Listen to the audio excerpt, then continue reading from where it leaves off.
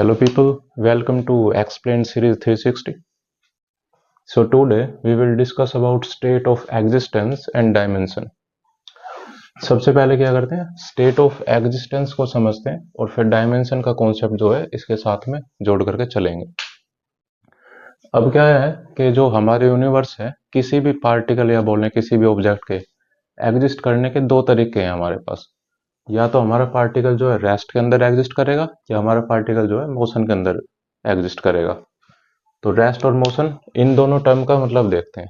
अगर हम बोलते हैं कि हमारा पार्टिकल जो है रेस्ट पर है, रेस्ट पर पार्टिकल का होने का मतलब है कि जो हमारा चेंज है पोजीशन के अंदर, dx जो है वो चेंज डिनोट करता है पोजीशन के अंदर।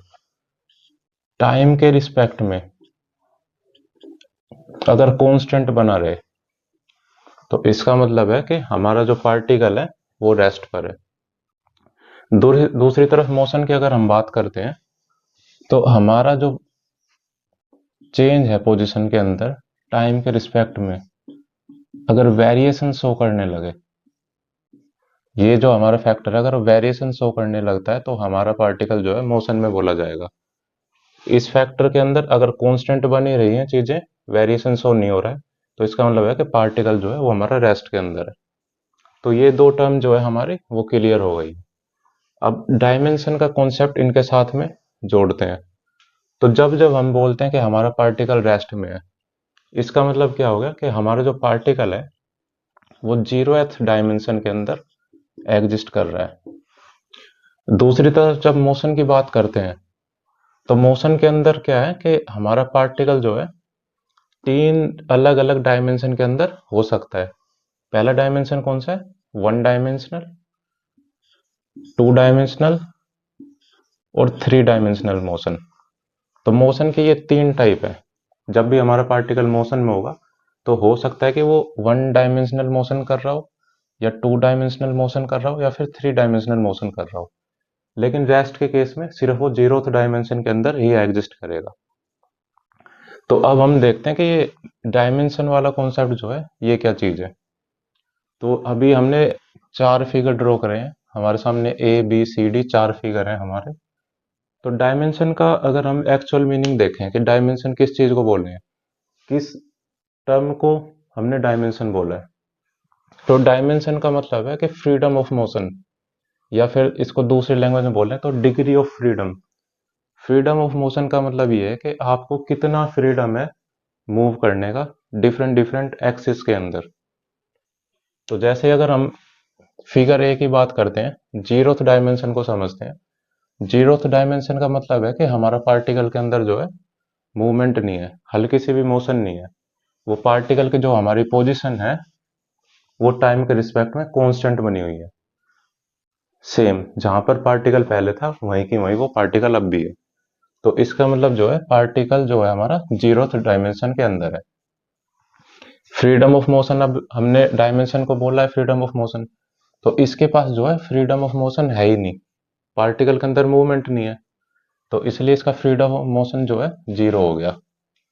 तो इसलिए अगर हम यहाँ पे लिखना चाहें कि फ्रीडम ऑफ मोशन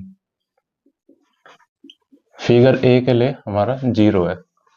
दूसरी तरफ हम बात करते हैं फिगर बी की। तो फिगर बी के अंदर आप देख सकते हो कि यहाँ पर मैंने दो एक्सिस कंसीडर किए हैं। जो हमारी एक्स एक्सिस है वो हमें फॉरवर्ड मोशन को डिनोट करती है, एक्स डैश जो है हमारा वो बैकवर्ड मोशन को डिनोट करता है।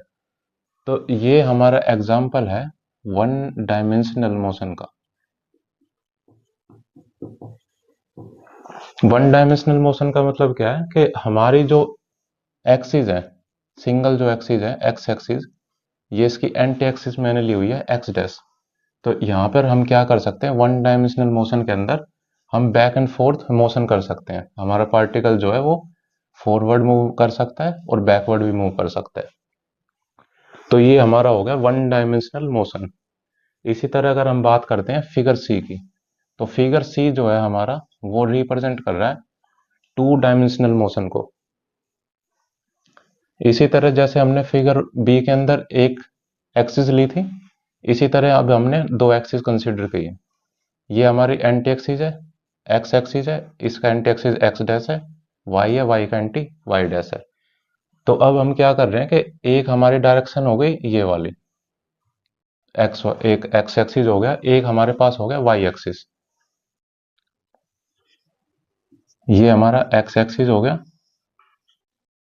ये हमारा वाई एक्सिस हो गया। तो अब आप देख रहे हो कि इसके अंदर जो हमारी डिग्री ऑफ फ्रीडम आई, तो हमारे पास मूवमेंट करने के दो तरीके आ गए हैं। पहला तरीका कौन सा है कि हम एक्स और एक्स डैश जो हमारा लाइन सेगमेंट है, हम उसमें बैक एंड फोर्थ मूव कर सकते हैं। और इसी तरह वाई और वाई डैश जो हमारा लाइन सेगमेंट है, हम उसमें भी बैक एंड फोर्थ ऊपर नीचे जा सकते हैं। तो ऐसा मोशन हमारा टू डायमेंशनल मोशन कहलाता है। फिगर डी की अगर हम बात करते हैं, तो फिगर डी के अंदर क्या है, यहाँ पर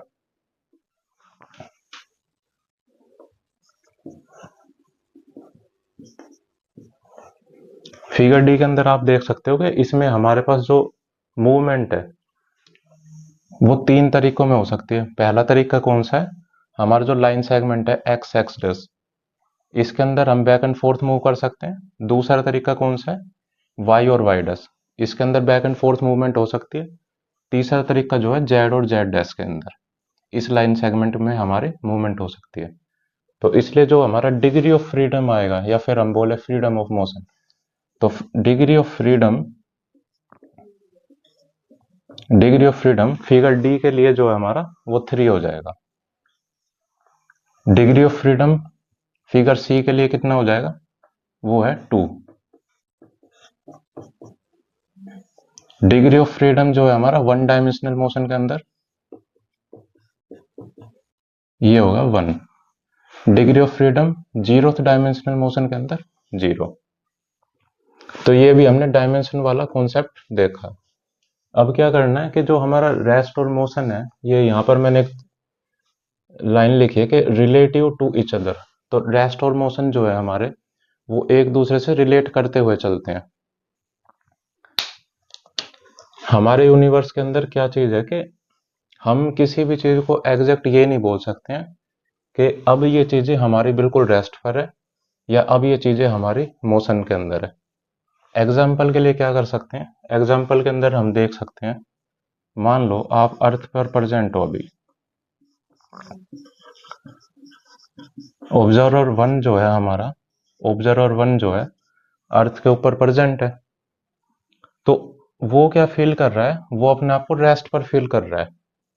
अर्थ पर जितने भी लोग प्रेजेंट हैं, वो अपने आप को जो है रेस्ट पर फील कर रहे हैं। दूसरी तरफ अगर हम बात करते हैं कि एक दूसरा जो ऑब्जर्वर है, वो हमने मून पर कंसीडर किया। ऑब्जर्वर टू जो है हमारा, वो मून पर है।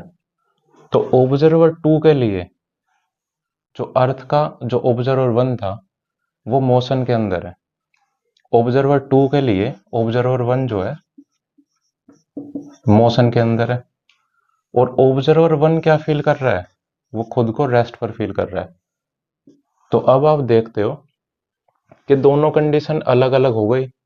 एक ही चीज को एक ही चीज को बताने के तरीके दो हो गए। ऑब्जर्वर टू क्या कह रहा है कि ऑब्जर्वर वन जो है मोशन के अंदर है। ऑब्जर्वर वन क्या कह रहा है कि मैं तो रेस्ट पर हूं। तो ऐसी चीजों को डिफाइन कैसे करें जहां पर एक ही सिनेरियो के दो दो हिस्से बन रहे हैं। तो ऐसी चीजों को आसान बनाने के लिए, या फिर बोले सिंप्लीफाई करने के लिए, हमारे पास कॉन्सेप्ट आ जाता है फ्रेम ऑफ रेफरेंस का। तो फ्रेम ऑफ रेफरेंस का मतलब क्या है कि फ्रेम ऑफ रेफरेंस का मतलब है कि हम जो है किसी एक फ्रेम के बारे में बात करेंगे। एक फ्रेम के बारे में बात क्या करेंगे कि अगर हम कंसीडर करते हैं अर्थ के फ्रेम को, अगर मैं कंसीडर करता हूं, तो हम लिख सकते हैं कि अर्थ के फ्रेम के अंदर जो हमारा पार्टिकल है वो रेस्ट पर है। अगर हम मून का फ्रेम ऑफ रेफरेंस कंसीडर करते हैं, तो हम बोलेंगे इसके अकॉर्डिंग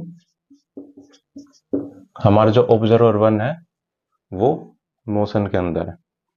तो जो हमारा फ्रेम ऑफ रेफरेंस वाला जो कॉन्सेप्ट है, वो इन चीजों को आसान बनाता है और इन चीजों को सिंप्लीफाई भी करता है।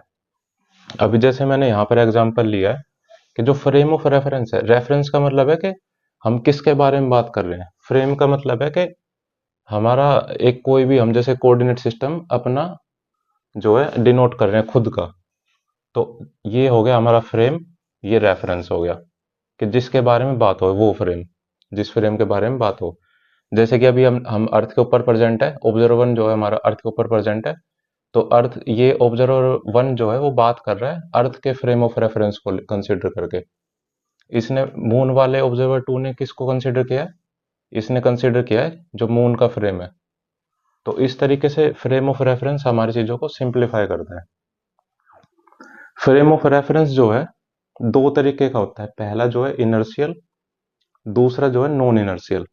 अभी इसमें आप देख रहे हो कि मैंने एक फ्रेम कंसीडर किया है, इधर ओरिजिन ओ है, एक्स वाई जी इसके कोऑर्डिनेट है।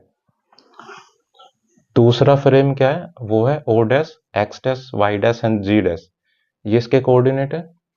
तो अब ये जो हमारी रिप्रेजेंटेशन है वो ये है कि ये दोनों जो फ्रेम है वो एक दूसरे से दूर जा रहे हैं। तो इनर्शियल फ्रेम ऑफ रेफरेंस कौन सा होगा? इनर्शियल फ्रेम ऑफ रेफरेंस हम बोलेंगे जिसकी वेलोसिटी जीरो है। जो हमारा फ्रेम ऑफ रेफरेंस हम जिसको कंसीडर कर रहे हैं कि वो रेस्ट पर है, तो उसके लिए वेलोसिटी जीरो हो गई। अगर रेस्ट पर है, ये हम बात करें इसकी, तो ये फैक्टर हमारा वेलोसिटी होता है। तो वेलोसिटी जीरो हो गई, तो इसका मतलब है कि वो इनर्शियल फ्रेम ऑफ रेफरेंस है। दूसरे अगर हम ओ डैश वाले ओरिजिन की बात करते हैं, इसके पास एक वेलोसिटी है वी डैश। तो non inertial frame of reference किसको बोलेंगे? एक ऐसा फ्रेम जो कि मोशन में है, और किसके रिस्पेक्ट में मोशन में है? ओ के रिस्पेक्ट में मोशन में है। तो ये हमारा फ्रेम ऑफ रेफरेंस का कॉन्सेप्ट हो गया। इसको अगर एक बार दोबारा से देखते हैं, ओ डैश में हमारा जो है ऑब्जर्वर टू प्रेजेंट है, यहां पर हमारा ऑब्जर्वर वन प्रेजेंट है ओ वाले फ्रेम में। तो अगर ऑब्जर्वर टू अपने आप को मोशन के अंदर कब दिखा सकता है? अगर इसने फ्रेम ऑफ रेफरेंस जो है हमारा इसको कंसीडर किया है। तो अगर इसके पास एक वेलोसिटी है वी डैश, तो ऑब्जर्वर टू कह सकता है कि ये मोशन के अंदर है। ऑब्जर्वर टू जो है मोशन के अंदर है। कब मोशन के अंदर है? अगर वो फ्रेम ऑफ रेफरेंस जो है अपना ओ ओरिजिन वाले फ्रेम को कंसीडर कर रहा है। अगर ये फ्रेम ऑफ रेफरेंस जो है ओ को कंसीडर करे, हमारा ऑब्जर्वर टू ही रेस्ट में है। रेस्ट में कब है वो? अगर वो फ्रेम ऑफ रेफरेंस कंसीडर कर रहा है ओ डैश वाले फ्रेम को। तो इस तरीके में हम फ्रेम ऑफ रेफरेंस को डिफाइन कर सकते हैं। Thank you.